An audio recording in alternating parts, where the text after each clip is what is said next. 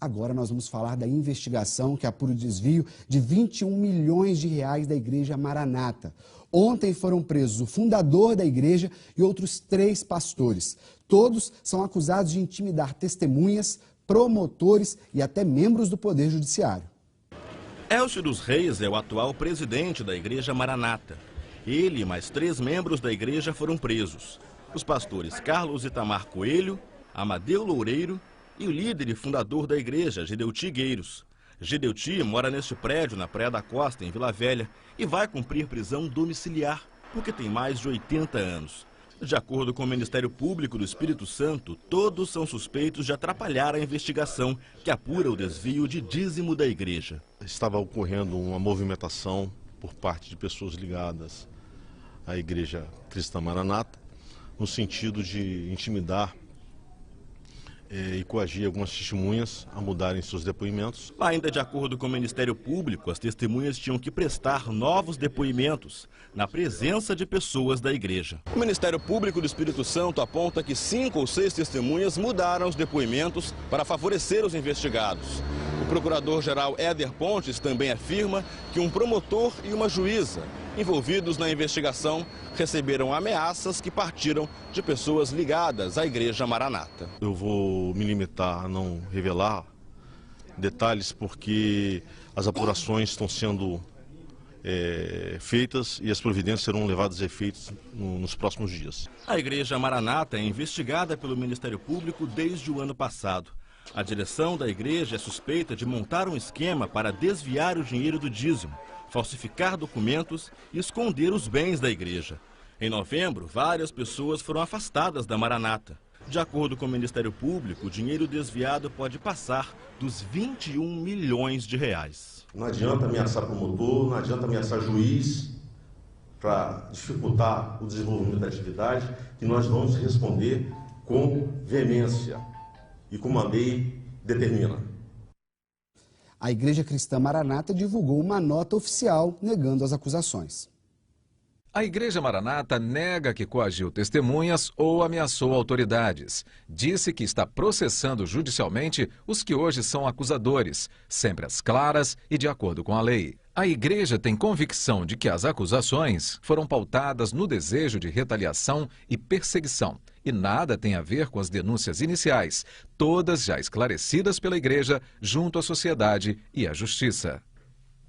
Bom, está aqui na minha mão a nota da Igreja Maranata. A igreja diz ainda que, por fim, a igreja tem plena confiança de que a justiça bem informada será mais uma vez sábia e isenta para decidir em prol da causa de um grande povo que honra a nacionalidade brasileira com extensão no exterior, seguindo sempre e cumprindo o que diz a lei. Lembrando que nós, desde ontem, convidamos representantes da Igreja Maranata para falar, tentamos ouvi-los, mas eles só se pronunciaram por meio dessa nota. E para falar mais sobre isso, para tentar entender melhor o que levou os líderes da Igreja Maranata para a prisão, aqui no estúdio eu recebo os promotores de justiça Paulo Panaro e Gerson Ramos. Eles são do Grupo de Atenção Especial de Combate ao Crime Organizado do Ministério Público Estadual.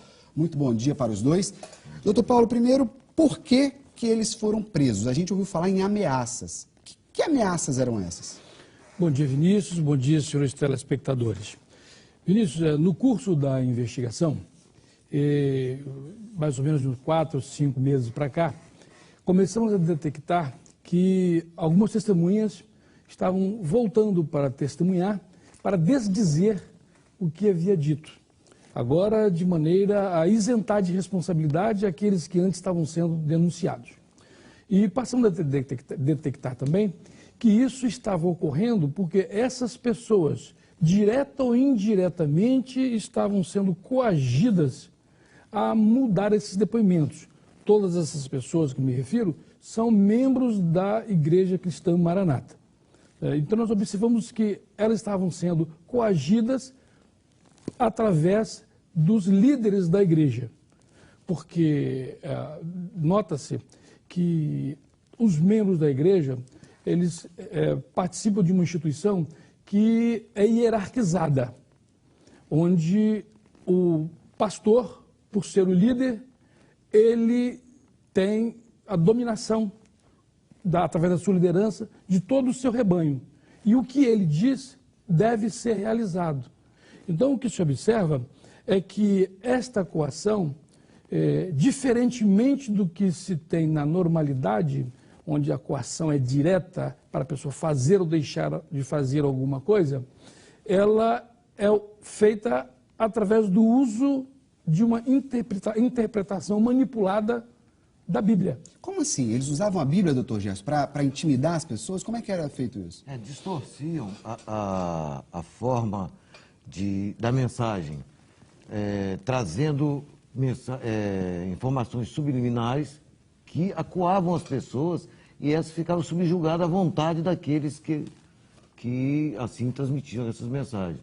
E transmitem, né? Porque as pessoas estão realmente, a palavra que nós podemos colocar para apavoradas. Quais são as palavras, doutor Paulo, que eles usavam? Qual a ameaça que eles faziam? Por exemplo, uma coisa que eu entendo muito pouco é dessa questão religiosa. E temos que deixar bem claro aqui que essa investigação não tem nenhum cunho religioso. Não se trata de nenhuma cruzada religiosa, muito pelo contrário. Quer se preservar o bom nome da instituição, quer se preservar aqueles que querem exercitar a sua fé com boa fé. O que se observa é o seguinte: dentro da instituição, agora analisando sobre esse aspecto religioso, a expressão caído para eles é muito grave. Você ser um caído para eles, isso é gravíssimo. Você ser um excluído é gravíssimo. Então, uma das formas de coação para essas pessoas, que preservam muito a sua imagem dentro da instituição, né? Isso é muito preservado para eles, se sentir um caído, ser colocado como caído, como um excluído lá dentro. Tira a pessoa da igreja, expulsa a pessoa da igreja. Não exatamente sim. É excluído dentro da própria instituição. Na maioria das vezes, a pessoa não é excluída da igreja, mas é excluída ali dentro, é relegado a segundo plano. E a gente está recebendo algumas perguntas aqui. Eu queria passar essa pergunta para o doutor Gerson, que é a pergunta do Edson, lá de São Mateus. Ele diz aqui que ele é um fiel da Igreja Maranata há 15 anos. Ele diz que tem orgulho de fazer parte da Igreja Maranata. Agora ele pergunta o seguinte para o senhor, eu queria passar essa pergunta para o doutor Gerson. Se essas acusações contra a Igreja Maranata têm alguma motivação política? Olha bem, primeiro, Edson, obrigado pela participação e pelo interesse. Primeiro, que não existe nenhuma ação contra a Igreja Maranata. O Ministério Público deixa bem claro que nós não temos interesse nenhum contra a Igreja Maranata. Pelo contrário, a nossa missão é de defender a Igreja, a instituição religiosa. Não é uma ação contra a Igreja, contra algumas pessoas da Igreja. São pessoas da Igreja que utilizam-se do conhecimento distorcido da palavra e subjugam as pessoas. É essa a situação que o Ministério Público não concorda. Nós estamos aqui para proteger a integridade física e moral e religiosa das pessoas. Agora, doutor Paulo, tem mais pergunta aqui. O Rafael Schmidt, lá de Cariacica, ele pergunta o seguinte: o que aconteceu com o ex-vice-presidente da igreja e o ex-tesoureiro, que foram denunciados no ano passado e, segundo o Rafael, agora não são mais citados nas investigações? Veja bem, eles participam de investigações.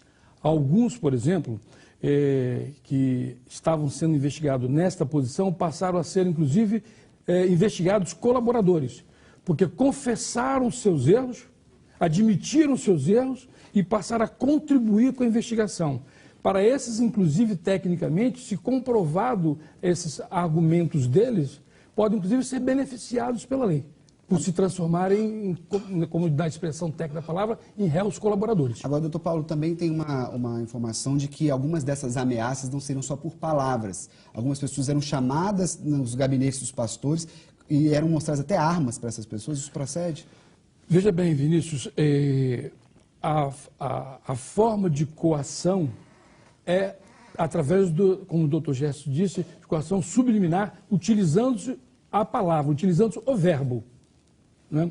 A consequência se materializa através de depoimentos prestados às autoridades, desdizendo o que haviam dito, ou indo-se a cartório para, mediante escritura pública, declaração mediante escritura pública, passada em cartório, desdizer o que havia dito.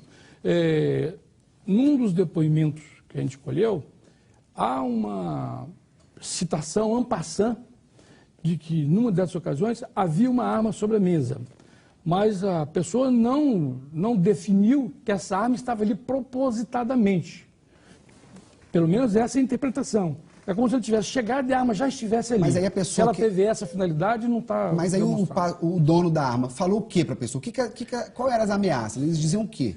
Essa pessoa que se refere, inclusive, que foi ao cartório declarar mediante escritura pública o que havia dito, foi inclusive acompanhado de um funcionário daquela pessoa para, no cartório, esse funcionário praticamente ditar para o oficial, para o tabelião, os termos da declaração, para que a pessoa que ia fazer a declaração na verdade, ou seja, a vítima, apenas assinasse.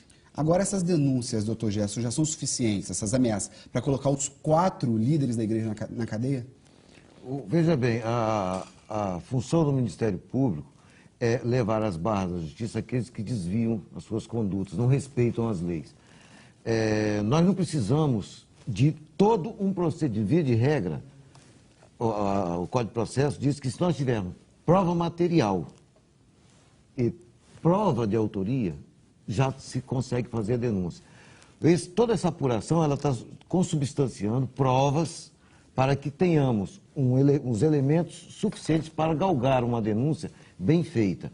Nós só estamos continuando a robustecer as provas. Quando todas elas estiverem robustecidas, nós então ofereceremos as denúncias, que já tem muitos elementos para tal. Agora, doutor Paulo, me perdoa a minha insistência, mas eu queria deixar mais claro o que esses pastores ou essas pessoas, líderes da igreja, diziam para essas pessoas em tom de ameaça. Era tipo assim, você vai ver o que vai acontecer com você, se eu ameaço um promotor, eu posso te ameaçar também.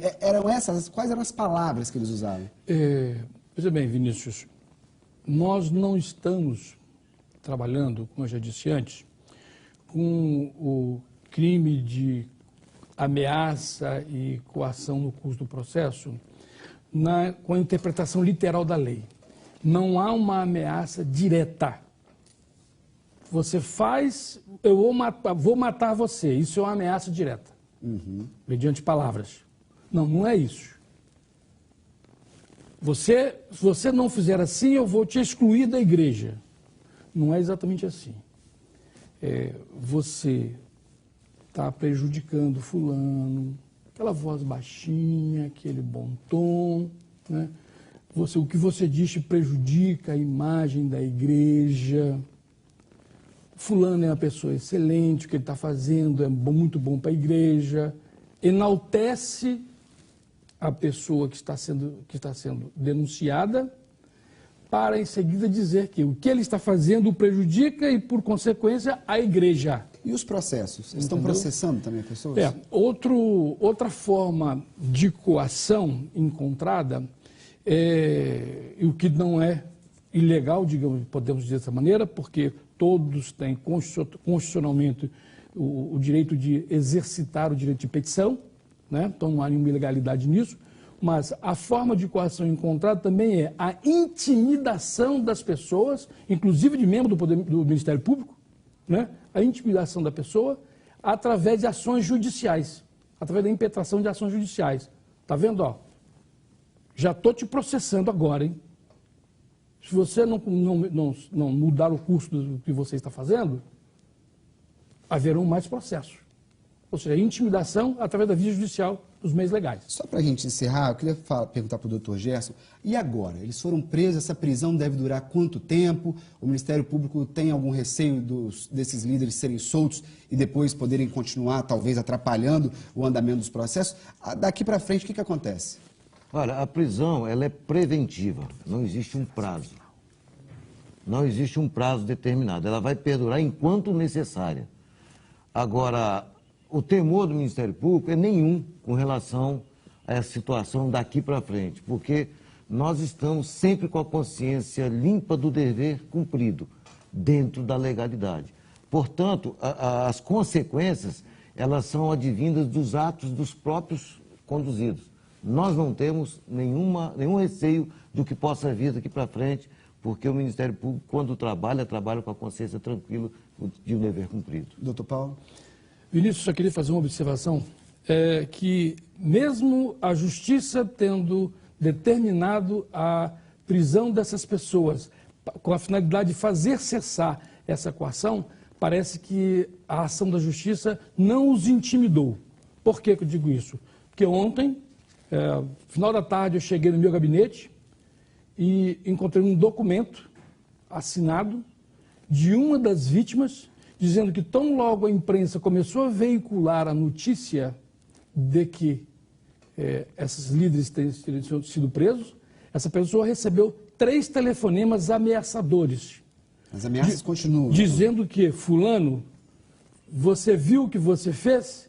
Eu vim de longe para te pegar. Vou só esperar a poeira baixar que você vai ver o que aconteceu, o que vai acontecer. Isso é muito grave. Isso está documentado no meu gabinete, datado de ontem, e eu tive notícia dele assim que eu cheguei no final da tarde. Quer dizer, isso foi ontem, no dia das prisões. Gente, exatamente. Isso que o doutor Paulo está falando é muito sério.